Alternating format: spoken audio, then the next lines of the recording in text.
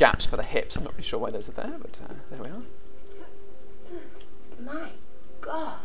Laura, over here. Kent?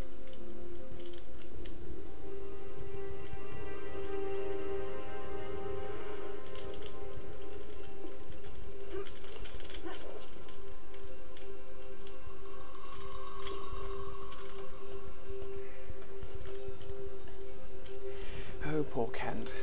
Little does he know the fate that is about to befall him. Hey, I think I see a light. Stay there, Kent. I'm coming down. Stalactites. Amanda? Amanda! It's her! Wait! Kent!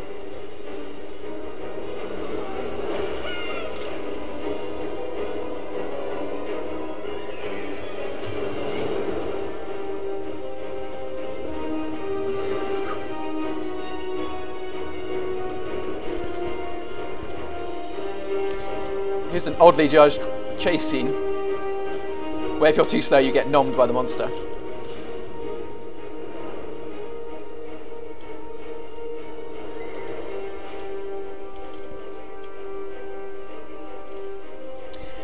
So here we are, another room.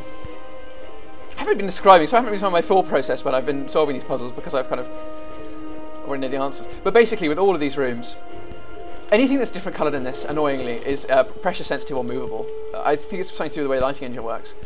They actually had to make 5 different engines for this game. One for each platform. It's truly bizarre. And the PS2 version looks totally different to the Xbox 360 or PC versions. And there are even huge differences between between having an NVIDIA card and having an ATI card in this. On my ATI card, everything looks quite light.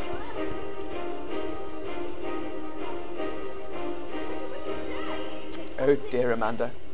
I don't know what it was. I only saw it. Nommed by the... I'm not really sure what it's meant to be. It's some kind of lava thing. Although obviously you'll find out in a moment. Another goodie.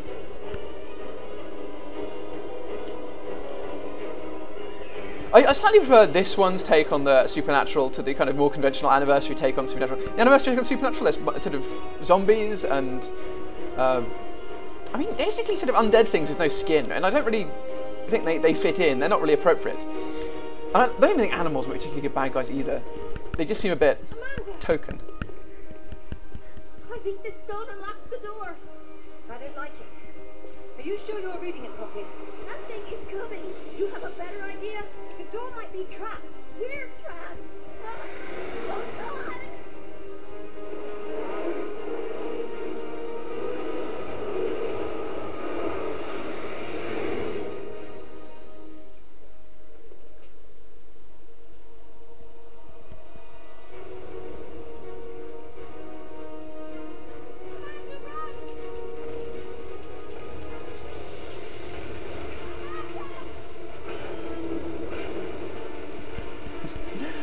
Samson, holding up the temple.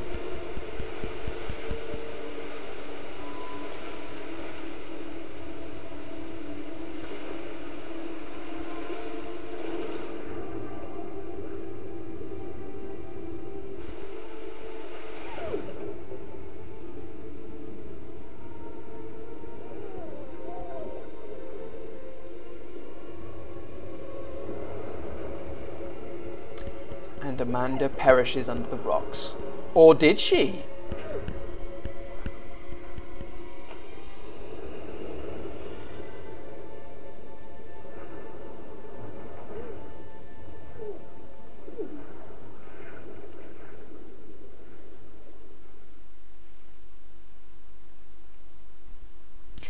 So now we're coming to a section where the mythology behind the game will be slightly more revealed. To be honest, I think this is a terrible idea. Everyone agreed to leave things as they were. I will as much as I can.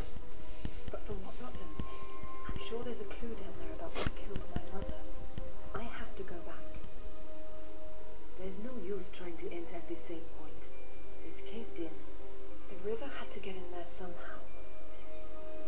I'll leave you to figure out the how. I can't go down there. I'm sorry. It's fine, really. If there's any trouble, call Zip and he'll patch you through.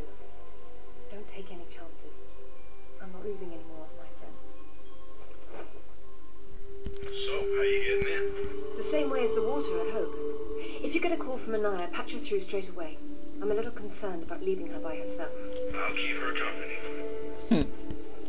Anyway, as I was saying, this next section will reveal the basic mythological structure of the game, in the sense what their approach to history and explaining all the various different events you see in a coherent sense. And it is again superior to Underworld, because although Underworld in theory has the same take on the mythology, because obviously it's in the same continuity, it does it very badly. The reason why it does it very bad, well, in fact, I'll explain more when we get to the moment where it would make more sense to do so. But you'll see what I mean. You'll see what I mean. So again, we have a nice bit of micro scoring. Go to the more water approach music. Go for a bit of air.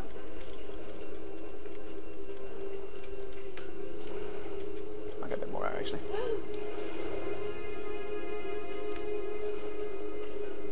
Unfortunately, I had to turn off next generation content for this level because for some reason my computer was spontaneously crashing whenever I tried to load it up with it turned on, which is a bit disappointing. I'll go up here for air as well. So there are 2 air holes. You can actually go straight through without bothering with this one. But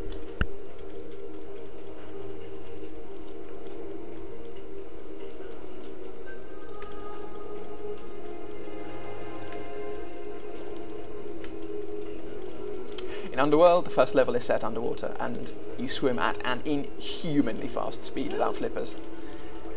It's just amazing. Anyway, so here we have the first real puzzle room of this area, and the basic idea is we've got 4 different things. Presumably we can press E on them and they're all activatable. We also have a silver goodie. Om nom nom. You can actually pick it up after you solve the puzzle, but I'll pick it up first, just so I don't forget it. So, well, explain. There's a convention that many of these games use for timed puzzles, which is whenever you activate one, you start to hear ticking. And sure enough, you can hear in the background a slightly muted ticking, which implies you have to do this fast. And so we'll just swim from A to B, quickly numbing these up. They judged it just so that you have almost enough air to do it, which is not bad, I suppose. Then again, you have quite a lot of air. You're a healthy girl with a healthy pair of lungs. How long before I make a boob joke? Oh well.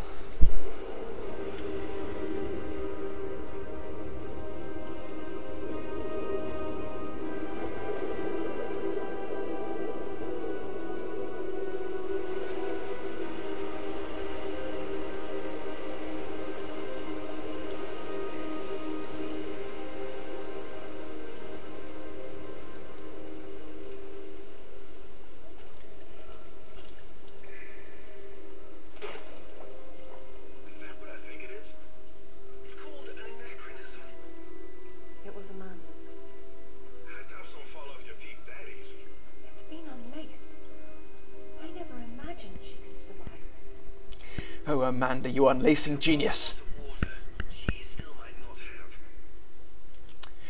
Anyway, so now we're back in the room, and here you get to see the specular on her as she's wet. In one of the major features they added in Underworld, and I'm dead serious about this, is a dirtiness system. So Lara gets dirty depending on what material she's on.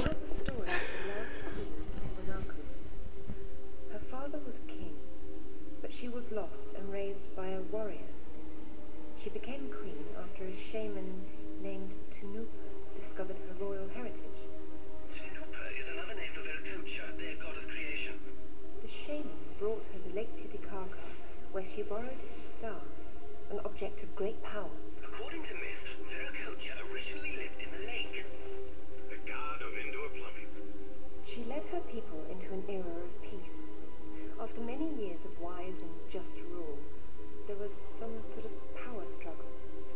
She died shortly thereafter, and she was carried off in a boat to paradise. Remind you of something? The King Arthur myth, yes. The similarities are striking. King Arthur? A little help here? It's the same story. A youth, unaware of his royal blood, rises from obscurity to become a wise king with the help of a friendly wizard and his magical staff or sword, and afterwards he's transported to paradise. Many cultures share similar legends. The Great Flood, for example. Everyone's got that one too. So here we have their basic approach to mythology in this game.